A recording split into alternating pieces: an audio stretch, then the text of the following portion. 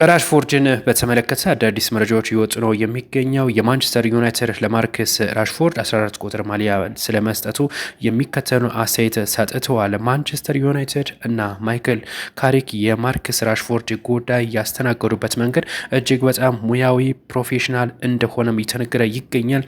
ካሁን ቀደም ማርከስ ራሽፎርድ 10 ቁጥር ማሊያን ነበረ የሚጠቀመው። ነገር ግን ወደ ባርሳ ከሄደ በኋላ ይህ ቁጥር ሌላ ሰው ተሰጥቷል።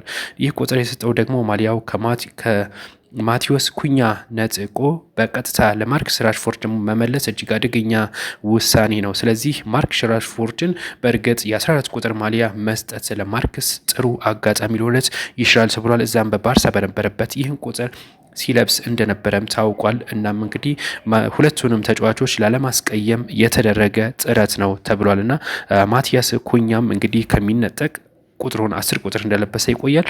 ማርከስ ራሽፎርድም እንደዚሁ 14 ቁጥር እንዲለብስ ተደርጓል። በማንቸስተር ቤት የነበረው ይህን ይመስላል። የማንቸስተር ሲቲና እንደዚሁም ደግሞ የአትሌቲኮ ማድሪድ ጨዋታ ተደርጎ ነበር። በዚህ ማንቸስተር ሲቲ አሸንፏል። በደቡብ ኮሪያ ሲኦል በሚገኘው ሲኦል ወርልድ ካፕ ስታዲየም በተደረገ የቅድመ ውድድር ዘመን የወዳጅነት መርሃ ግብር ማንቸስተር ሲቲ አትሌቲኮ ማድሪድን ገጥሞ 3-1 በሆነ ውጤት አሸንፏል እና ጨዋታው ማሪፍ ጨዋታ ነበረ። ሲቲዎች አሸንፈዋል። ሌሎች መረጃ ደርሳችኋል። አብራችሁን ቆዩ።